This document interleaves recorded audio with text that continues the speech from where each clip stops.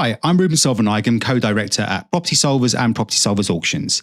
In today's video, I'll be running through 10 practical and proven ways to help you get the best sale price at auction. We've sold all kinds of properties since launching our auction service 5 years ago, from standard houses and flats to commercial and mixed-use assets. We've also worked with sellers disposing of quirky buildings and land, both with and without planning consent. One thing I can confidently say is that getting an excellent result at auction isn't just about listing your property and hoping for the best. It's about positioning, preparation, and knowing how to guide the process strategically.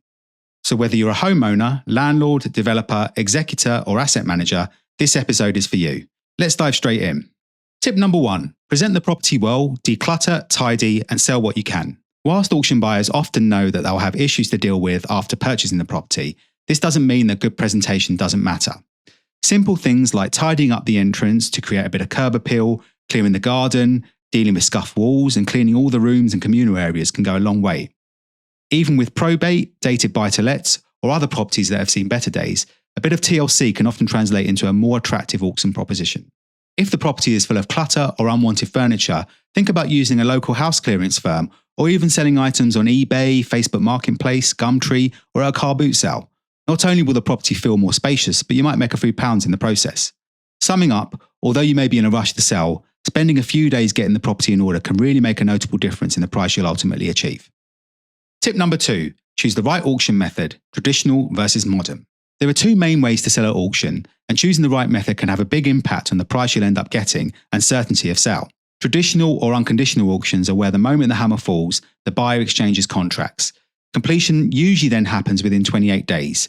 It's fast and legally binding, ideal for selling to serious buyers who will very rarely withdraw from the sale without significant financial repercussions. On the other hand, you've got the modern method or conditional auction, which effectively extends the period for the sale to conclude. At the fall of the hammer, the buyer does have to pay a reservation fee, but doesn't have to exchange for another 28 days.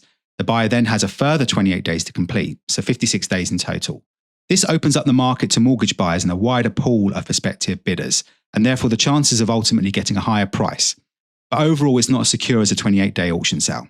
Here at Property Solvers, we offer both services and often describe the modern method as a cross between the traditional way of selling at auction and using an estate agency service. We'd be more than happy to have a chat about both options and which would work best for you based on your own circumstances and motivations. Tip number 3, set the right reserve and guide prices. The price you set at auction can either spark competition or scare off potential buyers. Your reserve price, i.e. the lowest you're willing to accept, needs to be rooted in market reality. Here, I would recommend looking at sold house prices, the more recent the better. To a lesser degree, check out properties marked as sold subject to contract and under offer on portals like Rightmove and Zoopla. We also have access to Rightmove Plus, which is Rightmove's back-end system, which has data going back to 1995. As well as Essential Information Group's historical data on auction sale prices, which can help us benchmark similar properties to yours and gauge what buyers are actually paying in today's market. Your guide price should grab attention and attract people to inquire, view the property, and then register to bid. The underlying aim is to create a competitive bidding environment where you have multiple parties collectively driving up the price. Now, whilst I always recommend taking the advice of the auctioneer, it's entirely your decision as to where to set the property's guide price. You may, for instance, go for a deliberately low or teaser price that draws in a bigger crowd of prospective buyers into the bidding process. For our own auction, for example, we were recently able to get an auction seller £55,000 over the reserve using this method. Much here will depend on the level of expected demand for the property, alongside a range of micro factors such as local supply and demand dynamics, price sensitivity of the buyer pool, guide to sold price ratios, recent performance of similar properties at auction, etc. Remember that the starting price is also an important factor when it comes to auctions, as this is what will trigger the initial stages of the bidding run. A good auctioneer will then know the techniques to get the momentum going. After all, it's in our best interest to get you the best result, as you are our client, not the buyer. At Property Solvers, we offer bespoke auction valuation reports for active sellers.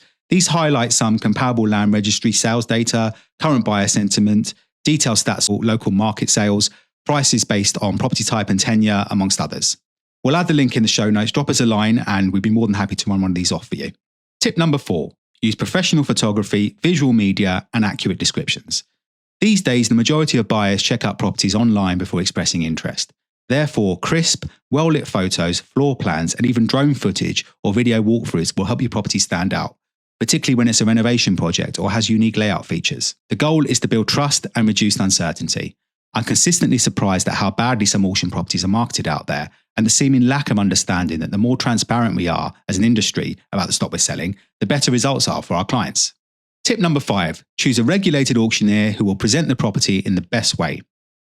The auctioneer you choose can make or break the result. Start by ensuring they're regulated. Look for membership with the Property Ombudsman, NAE Property Mark, alongside trading standards compliance as a minimum.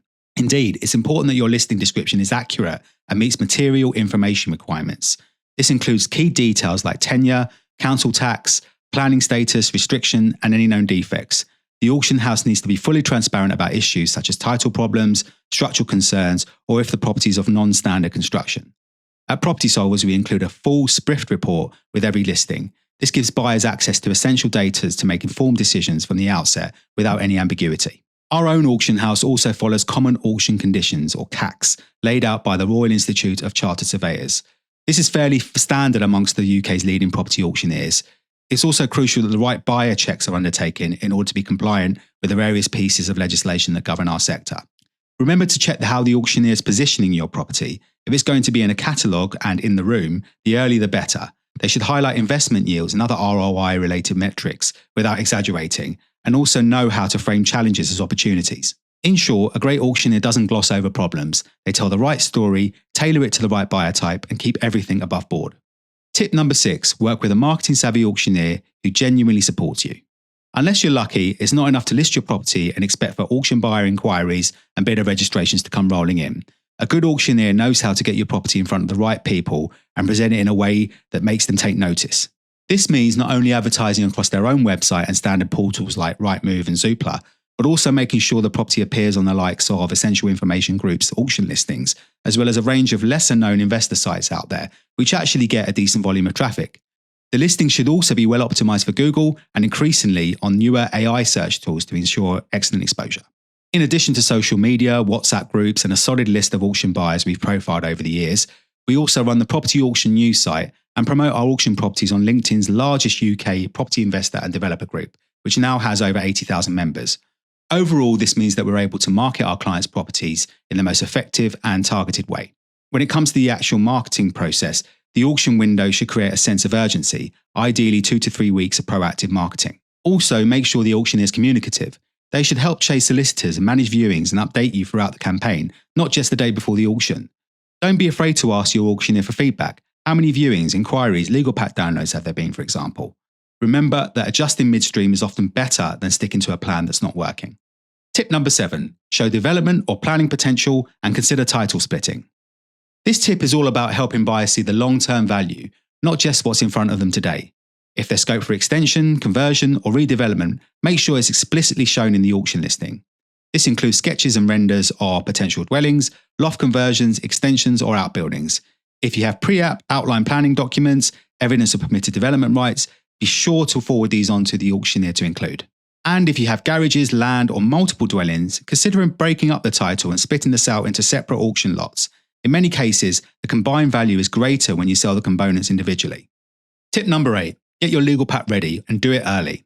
Serious buyers do serious due diligence, and if the legal pack isn't available within enough time, they'll likely move on.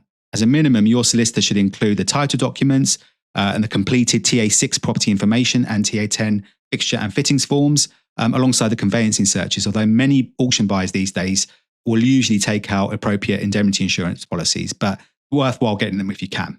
In addition to this, tenancy agreements, planning documents, if relevant, should also be included, as well as the special conditions of sale. Remember that leasehold, commercial, and mixed-use sales will require extra documentation. Make sure your conveyancing solicitor includes clear clauses like who pays what costs, overage agreements, or specific terms that may affect the sale.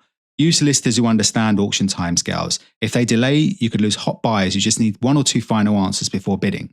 Tip number 9, make viewings easy and accessible. The easier it is to view, the more likely buyers are to show up and then bid on your property.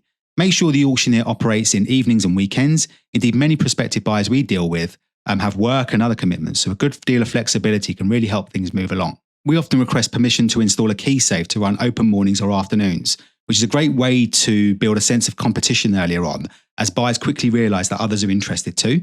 And this dynamic can really help set the tone for a stronger bidding on the auction day or period. In the run-up to the auction day or time frame, respond to questions that your auctioneer may have quickly. Marketing campaigns are short, so every interaction matters. Even if it's just clarifying access rights, garden boundaries, or utility setup, fast answers keep serious buyers warm and ready to act. Tip number 10, be smart about pre- and post-auction offers and have a backup plan. If a strong pre-auction offer comes in, assess it carefully. Has there been enough exposure? Is the buyer ready to exchange under auction terms? Are they trying to bypass competition? Sometimes it's the right move to accept, especially as you can get the sales process underway sooner. Other times it's worth holding out and letting the auction run through, particularly if there's a lot of interest, which the auctioneer will be able to confirm with you. If your auction reserve isn't met on auction day, don't panic. Post-auction sales are fairly common these days. Many buyers wait and negotiate after the event. Your auctioneer should follow up quickly and push to convert that interest. And if the offers just don't stack up, most auctioneers will offer to run it again. You can then re-examine things, tweak what's needed, and relaunch stronger. If you're particularly time-pressed, you may want to consider a direct cash offer, which is one of the main services we offer here at Property Solvers. Provided we can view the legal pack, we can exchange contracts immediately and complete in as little as 7 days. So thanks for watching to the end. If you found this useful, we'd really appreciate if you could like, subscribe, and hit the bell icon below.